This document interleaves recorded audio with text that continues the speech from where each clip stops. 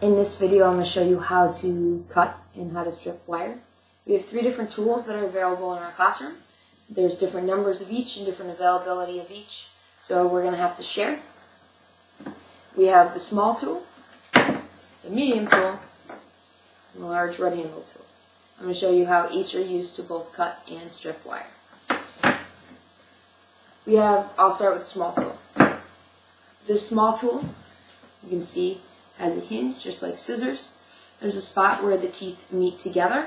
And there's a spot that, when it closes, creates this diamond shape. Okay, it's the spot that meets when it closes, right here.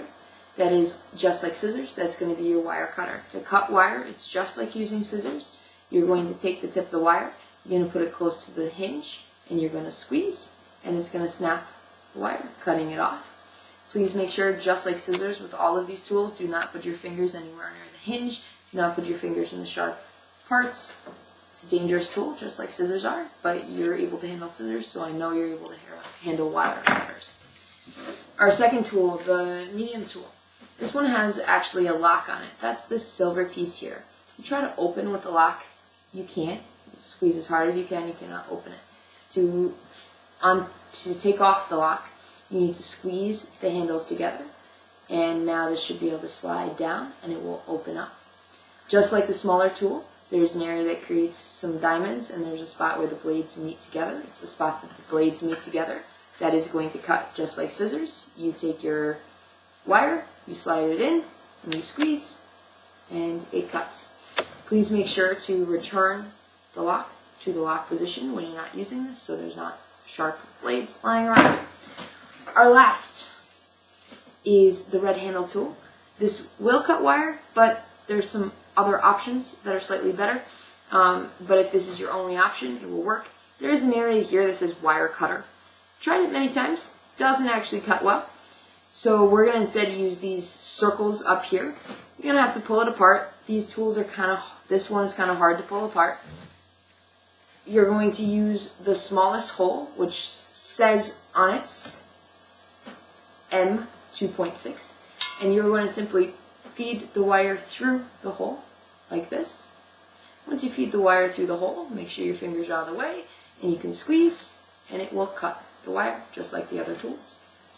I do have a set of wire cutters, basic, that you'd use to hang up your wreaths or things like that, that you can also use. Those operate just like scissors. When you squeeze them, they're going to cut the wire.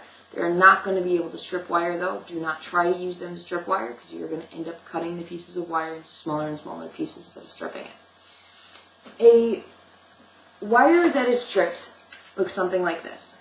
Remember that the outside of a wire has an insulator, like rubber in this case, and the inside is the copper pieces that allow electricity to travel through. We need to, in order to complete a circuit, have the copper pieces, the conductors, connect to each other. If we took one wire and we connected it this way, remember that the insulator doesn't allow electricity through, so the electricity in this wire is not actually getting to the electricity of this wire, so I do not have a complete circuit, and I will not have anything light up.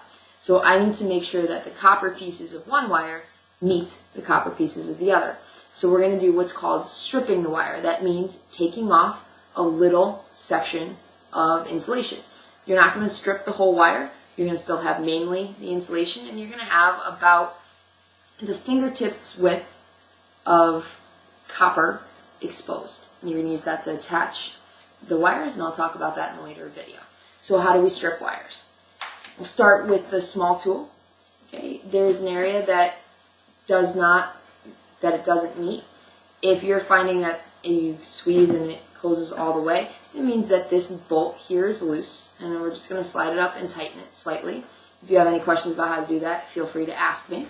So what we're going to do is we're going to take the wire, and we're going to go about a finger's width down, so how much I want stripped. I'm going to squeeze so it's holding. I'm going to twist, making a complete circle to kind of prepare that insulator, and that kind of putting grooves into the wire, but making sure that we're ready to cut. Once I've done that, all I need to do is pull. and it's going to strip the wire. Please be careful with your elbows as you pull. If you're sitting close to someone, do not pull in the direction because someone's going to end up with a black eye. Just be aware of your surroundings and careful. So this is how you strip wires with this piece. Please make sure that all these tiny little pieces of plastic or rubber, whichever this is, ends up in the trash can and that I am not sweeping them up at the end of the day. Alright, how to use the second tool. Notice that this one has many different size teeth. Okay, I'm first going to start by squeezing the handles together and pulling the silver part out to unlock it. What I'm going to do is I'm going to take the wire and I'm going to put it in the right size that it's big enough that it doesn't completely close all the way to cut the wire. And about the 16 or the 14 is probably going to be pretty good.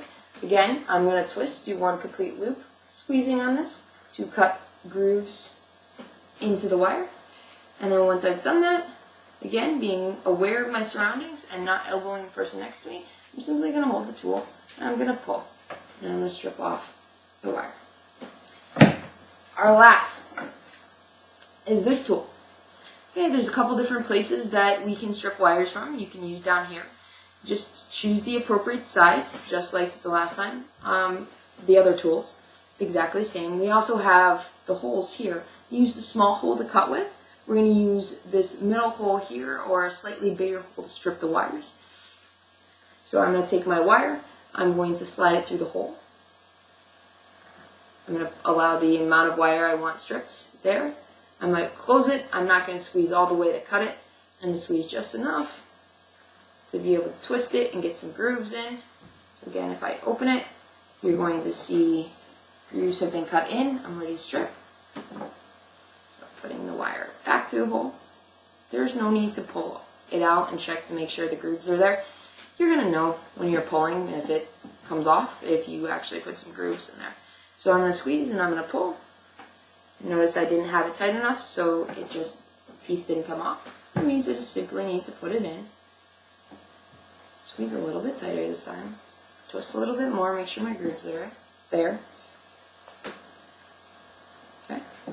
Again, didn't work. No big deal. So you're watching me fail over and over again, so when you're getting frustrated and saying, Miss Stool, I can't do this, you're going to realize, hey, it took me a couple tries. But you're going to become experts at this by the end. I'm going to try just a slightly different hole size.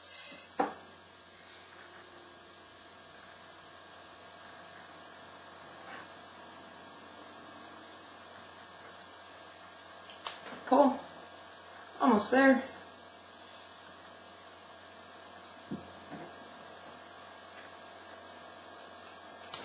There we go. And it came off after a lot of hard work, and I have my stripped wire pieces. So make sure that each piece that you're trying to connect has copper exposed like this, and you don't have any places that you have the rubber or the plastic right up to the end. You need to make sure that you have some conductor exposed, not insulator when connecting. And please watch the next video to learn how to connect the wires together.